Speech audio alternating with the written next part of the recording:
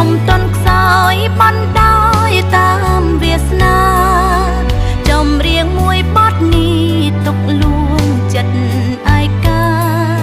ស្ដាប់ពេលគ្មានអ្នកណាម្នាក់យល់អារម្មណ៍យើងរឹងមាំឡើងជួយផ្ដល់កម្លាំងចិត្តឲ្យខ្លួនឯង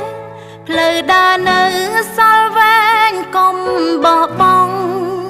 ជីវិតគេពី